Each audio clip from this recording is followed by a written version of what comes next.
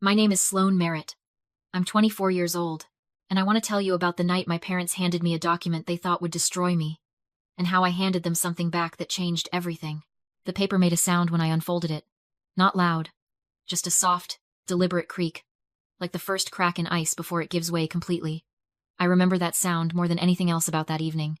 More than the candlelight flickering off my mother's pearl earrings. More than my older brother Devin's shoe tapping anxiously against the marble floor beneath the table. More than the string quartet playing something classical and forgettable in the corner of the restaurant. More than any of it, I remember that sound. The restaurant was called Hargrove's. If you're from Nashville, you know it. White tablecloths so stiff they could stand on their own. Wine lists printed on cardstock thicker than most people's paychecks. The kind of place where conversations are kept deliberately quiet because everyone is saying things they don't want the next table to hear. My father, Gerald Merritt, had reserved the private dining room in the back. He always reserved the private dining room. Gerald Merritt was not a man who conducted family business in front of strangers.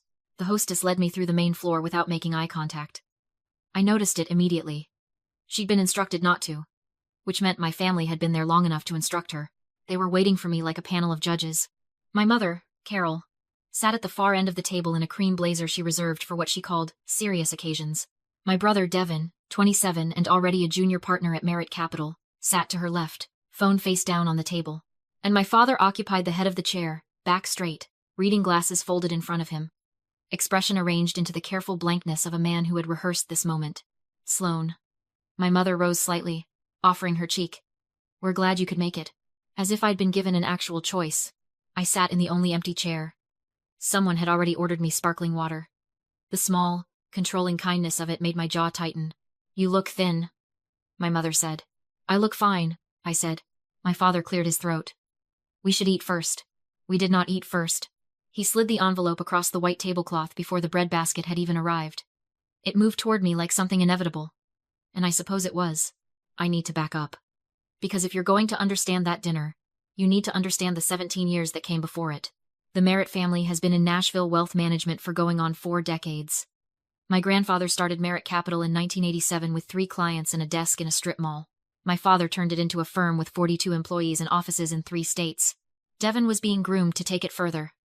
The family blueprint was written before I was born. I was supposed to be the version of their story that made them look well-rounded. That's the honest truth.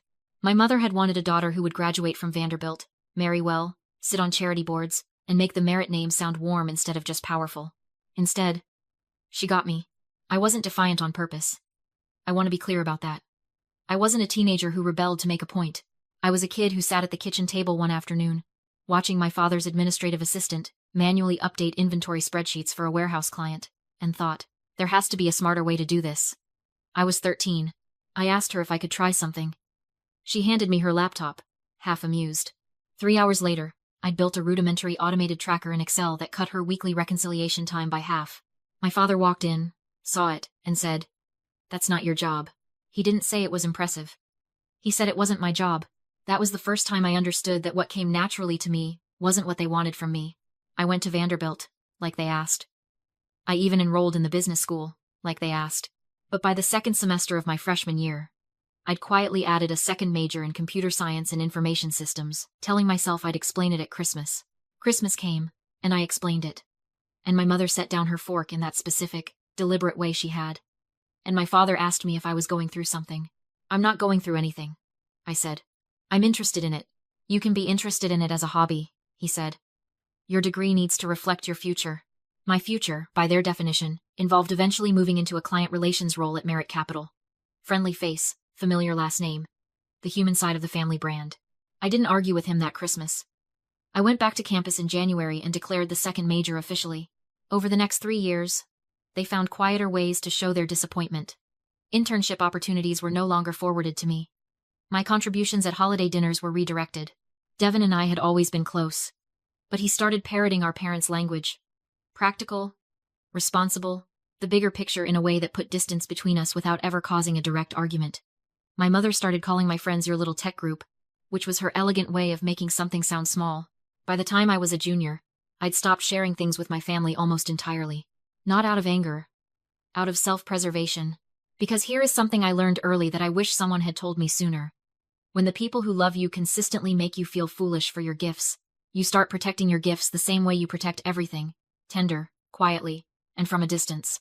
What I was protecting was something I'd started calling ClearPath. It began as a semester project. My analytics professor, Dr. Wendy Okafor, had assigned us to identify a real-world operational inefficiency and model a data-driven solution. I chose healthcare appointment scheduling, specifically the gap between appointment no-shows and the downstream cost burden on mid-sized private practices. The inefficiency was staggering. The average independent medical practice was losing between $150,000 and $300,000 annually to preventable scheduling failures. Not because patients were careless, but because the existing reminder and rebooking systems were static. They couldn't adapt. They couldn't predict. I built something that could. Dr. Okafor asked me to stay after class when she reviewed my midterm submission. She slid my project across her desk and said, "This isn't a class project anymore, Sloan. You know that, right?" I knew. I entered Vanderbilt's entrepreneurship competition my senior year and placed second. The first place team had built a food delivery app. I wasn't bitter. I was focused. What mattered was that the competition connected me with a small group of early-stage investors through the university's venture network. I graduated on a Saturday. By the following Wednesday, I was in my first real investor meeting. I did not tell my family about any of this. Not because I wanted to hide it, but because I'd spent 4 years learning that sharing my work with them felt less like sharing and more like submitting it for a verdict I didn't want and hadn't asked for. The 8 months after graduation were the hardest of my life. I was running ClearPath out of a 2-bedroom apartment I shared with my friend Mara in East Nashville. I was surviving on contract analytics work, barely sleeping, pitching to anyone who would take a meeting. My mother called occasionally to ask if I'd reconsidered the Merit Capital offer. I always said I was still figuring things out. "You've been figuring things out for a year," she said. "In the spring of my 24th year. Big things take time," I said. She sighed the way she always sighed, measured, practiced, landing exactly where she intended it to land. 2 weeks later, the dinner invitation arrived. The envelope sat in front of me on that white tablecloth, and I'll be honest with you, my hands were steadier than I expected. I think part of me had been waiting for this for years.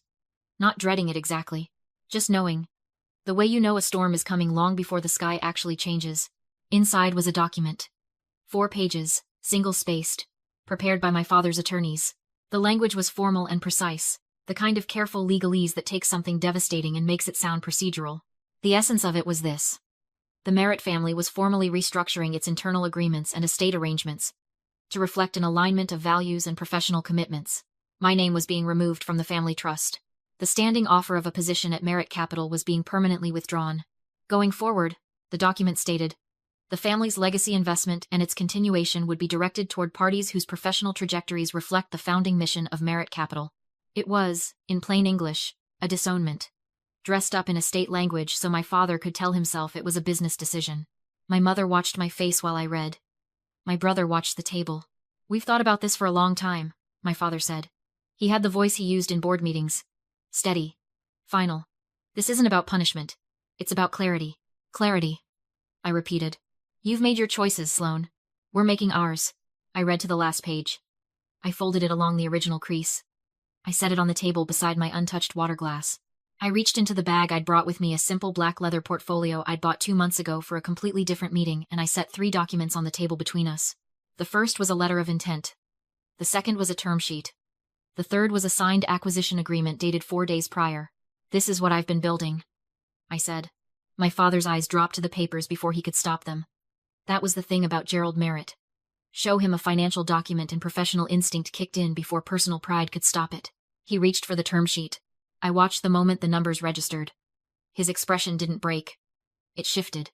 Something subtle around the eyes.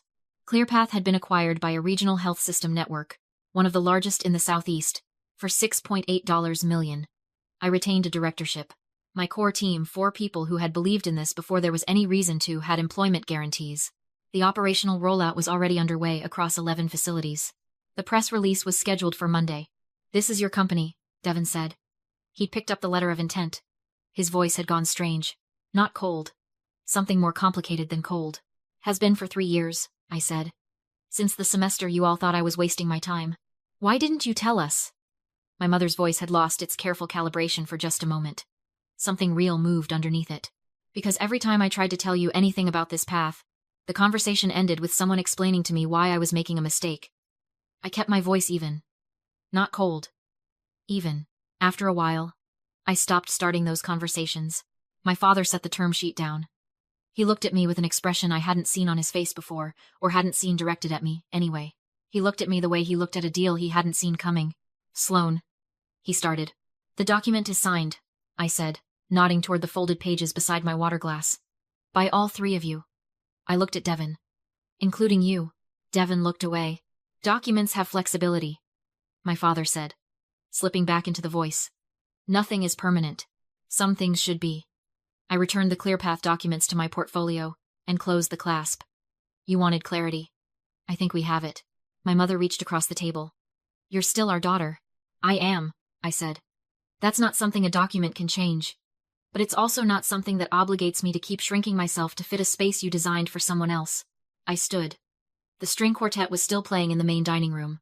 Someone nearby laughed at something ordinary. I hope dinner is good, I said. I hear the lamb is excellent. I walked out through the main floor of Hargrove's and pushed through the heavy front door into the Nashville evening. It was late May. The air warm and thick and smelling faintly of honeysuckle from the planters along the sidewalk. Downtown glittered a few blocks east. Somewhere nearby, a live band was playing through an open window. Something with a steel guitar and real feeling. My phone buzzed. It was a message from my team lead. Priya. We're all at Deja Vu. Get here. I smiled and started walking. Behind me. Somewhere inside that restaurant, my family was sitting with a decision they'd made and documents they'd signed and a daughter who had not given them the reaction they'd prepared for. Ahead of me were 4 people who had shown up in borrowed office space, on conference calls at midnight, through every pitch that didn't land and every version that didn't work because they believed in what we were building before there was a single dollar to show for it. I thought about what my father had said. Clarity. He wasn't entirely wrong. There was clarity now, not the kind he intended. Something cleaner than that. I had spent years trying to find a way to be both who I was and who they wanted me to be. I had quietly bent the shape of myself, sharing less, explaining less, hoping that one day the gap between their expectations and my reality would somehow close on its own. It didn't close. It never does. That gap only closes when one side moves, and the only side I could ever move was mine. So I built something. In the margins of the life they'd planned for me, I built something real. The evening air settled around my shoulders like something easy, as I walked toward the sound of people who'd been waiting to celebrate. I didn't look back. If you've ever been made to feel that your direction was the wrong one, simply because it wasn't someone else's, keep going.